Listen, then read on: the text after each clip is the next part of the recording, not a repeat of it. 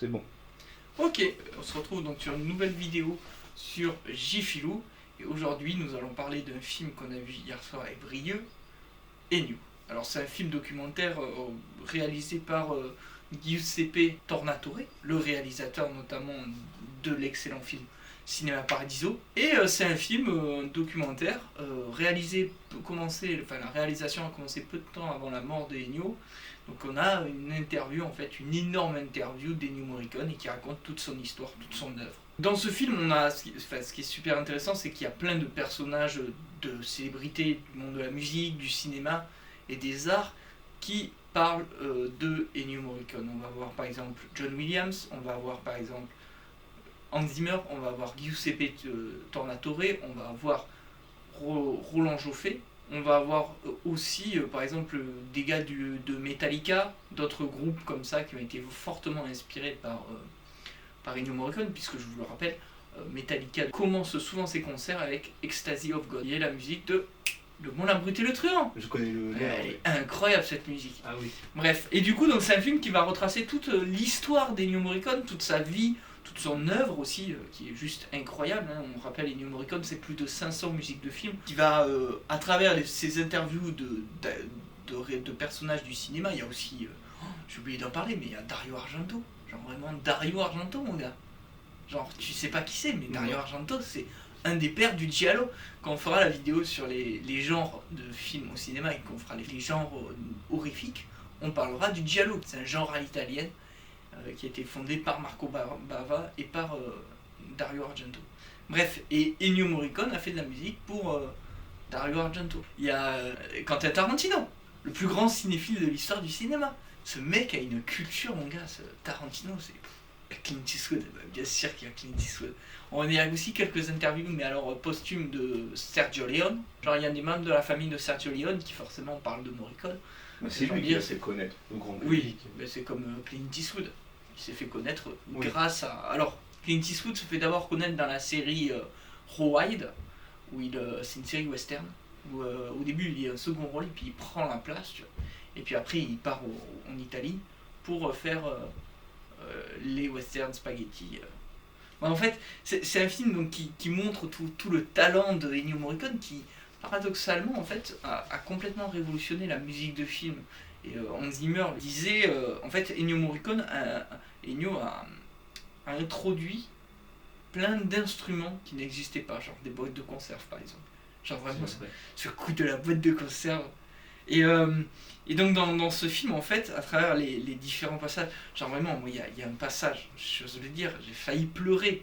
Le passage, ils ont alterné, ils te mettent la musique de Mission, qui est un chef-d'œuvre absolu de Roland Joffé, et ils te mettent juste après la musique de Cinéma Paradiso.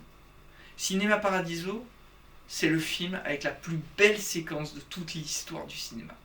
Séquence finale de Cinéma Paradiso, il n'y aura aucun spoil. Juste séquence finale de Cinéma Paradiso, le personnage joué par Feu Jacques Perrin, malheureusement décédé l'an dernier,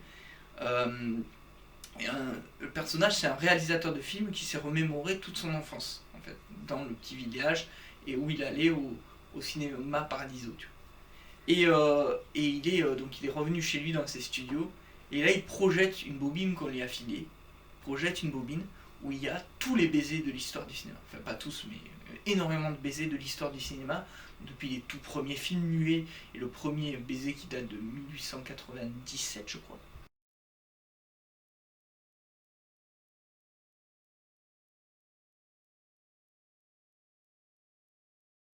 Et donc là, il y a tout ce moment avec le Love Team, une déclaration d'amour au cinéma faite par Ennio Morricone, qui est juste magnifique et qui te transcende, tu vas te prendre par le cœur et tout, quoi. Et le problème, c'est que il te met les deux plus belles musiques d'Ennio Morricone l'une après l'autre. Donc forcément, t'as envie de pleurer parce que je c'est sais magnifique. pas, pour moi la plus belle c'est Il était une fois en Amérique. Ouais. Avec la flûte de Pan. Ouais, d'ailleurs, il raconte dans le film toute l'histoire de cette flûte de Pan. Ouais, qui voulait pas la mettre au début. Oui, lui il voulait pas, mais c'était le réal, il voulait en mettre partout, quoi. Léon, il voulait en mettre partout. Ouais, parce qu'il trouvait ça génial. Et c'est là où on voit qu'en fait c'est génial parce que tu vois qu'ils avaient une vraie relation symbiotique qui d'ailleurs était très mal vue par certains de leurs contemporains. Il l'explique dans le film, allez le voir, il est vraiment cool. En plus, à Toulouse, il est projeté à l'ABC ou au VO, je crois. Et en fait, toutes ces musiques-là, musique des western spaghetti, c'est juste incroyable, quoi. Le Bon, la brute et le truand, il était une fois dans l'Ouest, pour une poignée de dollars, quelques dollars en plus. Ouais.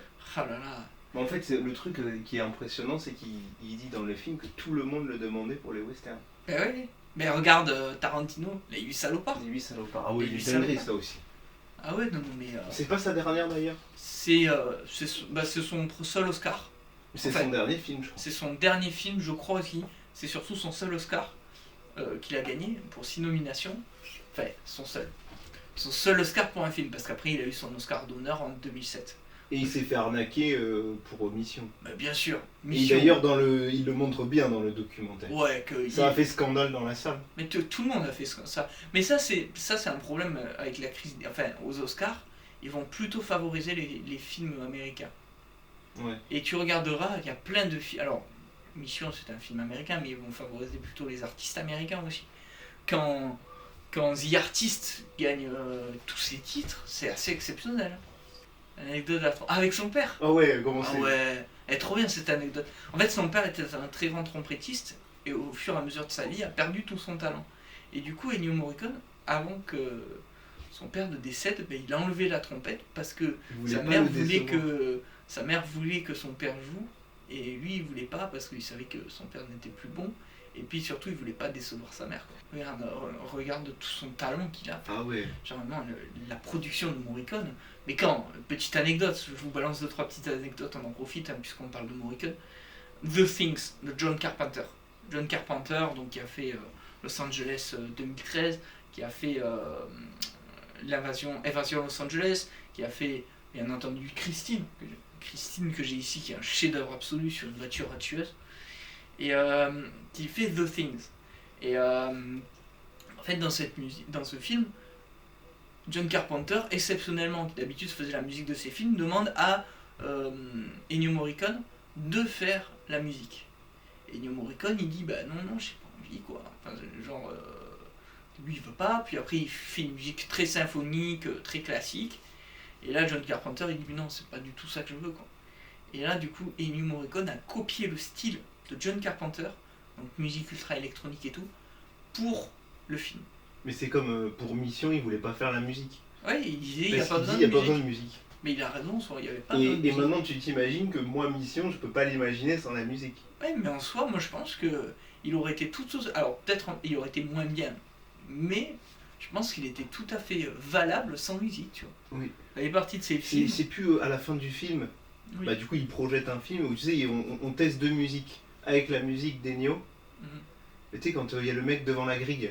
Et puis on monte... Oui, je sais plus comment il s'appelle. En fait, le film, c'est comme un épisode de Blow Up. Pour moi, c'est comme un épisode de Blow Up où, genre, vraiment, tu notes et après, t'as ta liste de films qui se rallonge, quoi.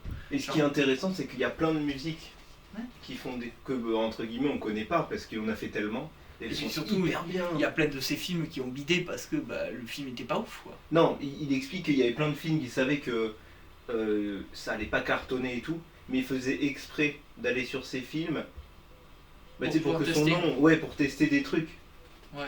Et il le dit, il le dit dans le truc. Après, en plus, t'en as du coup où c'est la musique au final.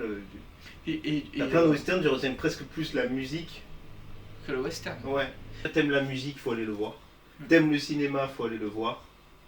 Donc en fait, tout le monde doit aller le voir, quoi. Quand tu vois John Williams qui parle de lui, genre John Williams, c'est un mec qui est incroyable. Ce compositeur, c'est le mec que même quand Spielberg veut le voir, Spielberg n'a pas le droit de le déranger quand il compose. Et John Williams, qui dit que c'est un homme super humble, super sympa, tu vois, genre en parlant de Ennio Morricone et tout. John Williams a contacté un historien du cinéma qui a écrit un bouquin sur John Williams pour lui dire « Je ne pense pas mériter un livre sur ma vie ». Genre quand t'es à ce niveau-là... Ouais. Surtout que lui, il a combien de nominations aux Oscars? 90 Non, il a 46 nominations aux Oscars. Pour 46 nominations, c'est le deuxième plus grand total. Le numéro 1, donc 42 nominations, le plus grand c'est 46. Et c'est Alfred Newman. Alfred Newman, c'est celui qui a fait le truc de la... C'est plus ancien ça du coup. Ah oui, mais Alfred Newman, c'est le début du cinéma, c'est les années 20. Oui, mais t'avais beaucoup moins de concurrence. Oui, non mais quelle année de fondation des Oscars? Je sais pas. 1927. Non, 1929, pardon. Puisque le premier film, il y a que 2 films muets dans l'histoire du cinéma qui ont eu l'Oscar du meilleur film. Numéro 2, le plus récent. The Artist. Numéro 1, le moins récent. 1929, The Wings. Ah ouais. On rappelle John Williams, juste pour info, c'est la musique de Star Wars. Tous les leitmotivs et tout. C'est l'incroyable musique des sorcières d'Eastwick. Juste magnifique comme musique. C'est tout la filmo de Spielberg, quasiment 90% de la filmo de Spielberg, c'est lui qui l'a fait. On pense bien sûr à Catch Me If You Can avec ses airs jazzy, on pense à Indiana Jones, on pense aux Dents de la Mer et la musique, et puis son pastiche dans 1941 qui est un chef-d'œuvre absolu. On pense à Sugarland Express, première collaboration de Spielberg avec John Williams. Ce mec, donc c'est vraiment genre un génie de la musique, meilleur que lui, c'est très dur de faire, tu vois. Ennio Morricone. Ta gueule. Il dit que Ennio Morricone c'est un génie. Genre vraiment c'est comme si Beethoven disait que Mozart était un génie. Genre bon, non, tu peux pas comparer parce que c'est pas comparable, c'est pas la même époque, tu vois. C'est comme Cinéma Paradiso, je repense, Cinéma Paradiso, on en parlera dans une chronique sans doute. Si ce film, c'est la quintessence du cinéma, tu vois. C'est ce que c'est que le cinéma à la perfection. C'est ce moment où en fait tu vas au cinéma, tu vas avec un pote ou pas forcément, ou une pote, ou un groupe de potes. Pas forcément, tu peux y aller tout seul. Je kiffe aller voir un film tout seul. C'est un kiff incroyable, tu vois. Tu te poses dans une salle où tu connais personne. Ces personnes, elles ont peut-être pas les mêmes idées que toi, elles ont peut-être pas le même genre que toi, elles ont peut-être pas les mêmes... Elles viennent peut-être pas du même milieu social que toi. Tu t'en fous, tu te poses dans cette salle, les lumières s'éteignent, le film commence, et là tu vas pleurer, tu vas rire, tu vas être heureux, tu vas être triste. En plus c'est un truc de fou parce que... Tu viens de couper... Mais non mais c'est ce que je rebondis sur ce que tu dis, tu parlais des émotions. Oui. Et c'est un film documentaire qui arrive à t'en procurer de fou quoi. C'est genre vraiment j'étais comme ça de mon truc, c'est comme dans Cinéma Paradiso là, le petit gamin qui est comme ça. Ah, et en plus tu sais les moments où ils font la musique de film, ils coupent et après ils mettent le concert. Ouais. Parce qu'il a donné plein de concerts et le mec c'était énorme. Et où tu vois toute son... C'est une énorme star en fait. Et puis quand tu vois aussi toute sa vie romantique avec Maria, enfin sa vie romantique, sa vie amoureuse avec Maria, sa femme. Et elle joue un rôle super important puisqu'il explique que c'est elle qui décidait si la musique était potable ou pas parce que lui, il aimait pas à chaque fois. Ouais, c'est ça. Et du coup, c'est elle qui au bout d'un moment faisait... C'est dans quel film où il propose 8 musiques et il dit surtout la 6, vous la prenez pas. Mais c'est pour Mission. Ah, c'est pour Mission? Oui, c'est pour Mission, je crois. Où il propose 8 musiques, il dit surtout ne prenez pas la 6. Ouais, et le mec il prend la 6. Ah, il prend mais bien sûr. Mais ça, c'est le propre des grands artistes qui aiment pas du tout leurs œuvres et qui après, en fait, ont eu tort, quoi. Bah attends, moi c'est toujours ce que j'ai dit, ce qui compte c'est le public. Toi, si t'aimes pas mais que le public il aime... Ah ouais, mais après, est-ce que tu te trahis pas aussi? C'est aussi une très bonne question qu'on peut se poser. Non. J'adore me poser des questions débiles comme ça sur le cinéma. Bah, il se l'est posé. Puisque au début il met est-ce qu'en faisant de la musique de film il dit je sais pas, tu sais, il parle même de prostitution. Ouais. Ah ouais, parce que la musique de film c'était pas... Mais surtout à l'époque c'était pas bien vu quoi. Mais parce que même si on avait des Alfred Newman, même si on avait des Bernard Herrmann, putain Bernard Mais pourquoi alors dans le truc ils disent qu'avant Ennio Morricone c'était quasiment que des musiques qui existaient déjà qui reprenaient. Et c'est Morricone qui a inventé le... Faux. Ça c'est faux, ça par contre ça c'est faux parce que t'avais plein de compositeurs qui étaient moins connus mais il y avait des compositeurs. Ouais. Bernard Herrmann, tu vois, genre qui a fait les musiques pour juste pour Hitchcock, pour Truffaut, il a fait 2-3 musiques. Georges Delerue, alors Georges Delerue c'est à peu près la même époque que Ennio, c'est les années 60-70 tu vois. Genre Bernard Herrmann c'est les années 40-50 tu vois. Genre il te fait Les Oiseaux, il te fait tout ça, il fait tous ces films là de... Mais surtout que Ennio il en a repris des musiques hein. Bah bien sûr, mais de toute façon à l'origine c'est un arrangeur en fait, qui devient compositeur, un arrangeur-compositeur. Quand il s'inspire d'une manifestation, tu sais, des tambours. C'est génial. Puis t'expliques aussi qu'il s'inspire, je sais, de Clair de Lune de Beethoven là pour Voce Vulano, je sais plus quoi là, un truc italien que je ne prononcerai pas parce que sinon je vais me faire massacrer en commentaire. C'est comme la musique du clan des Siciliens. Ouais. Quand il pense, elle est hyper simple. Ouais. C'est dingue. Et parce que, mais tu sais c'est... Et puis Lino Ventura. Oui, Lino Ventura. Tu peux pas dire. Mais c'est comment il s'appelle, je sais plus qui disait ça, c'est peut-être John Williams. Il qui parlait justement des 2-3 notes, tu vois. Genre, il y a des vidéos super sur l'œuvre de l'utilisation du leitmotiv dans Star Wars notamment, où par exemple, t'as le thème du côté obscur qui est utilisé pour Darth Vader, tu vois. Et genre, en fonction des situations, c'est genre 3-4 notes, tu vois, comme ça. Et en fonction des situations, ça va être plus ou moins lent, plus ou moins fort.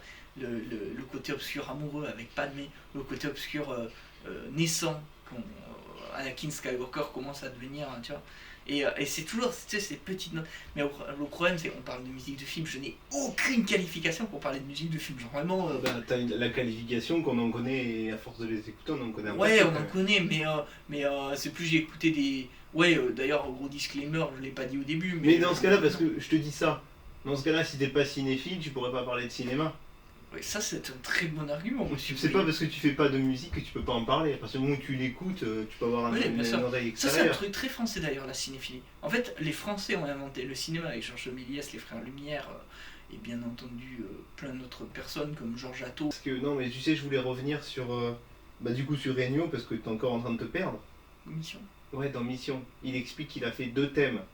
Et il met les 2. Le contrepoint. Ouais, je sais plus comment il explique. Ça s'appelle le contrepoint, où tu utilises 2 mélodies complètement différentes pour créer une cacophonie, une espèce de cacophonie, une dissonance, tu vois, et qui rend la musique. Il a commencé très tôt, tu sais, quand il explique qu'il avait fait son. Avec les trompettes. Ouais. Tu sais, qu'il jouait n'importe comment. Il jouait n'importe comment. En gros, le truc, c'était qu'il fallait faire de la trompette, mais ne pas savoir que c'était de la trompette. Ouais. Grosso modo, il y avait un concert d'Ennio Morricone à l'orgue. Et moi, j'ai dit, bah non, j'y vais pas. Parce que la musique d'Ennio, elle est pas faite pour être jouée à l'orgue. Et là, quand je suis sorti du film... T'as regretté? Non, justement. Je me suis dit, j'ai eu bien raison de pas y aller.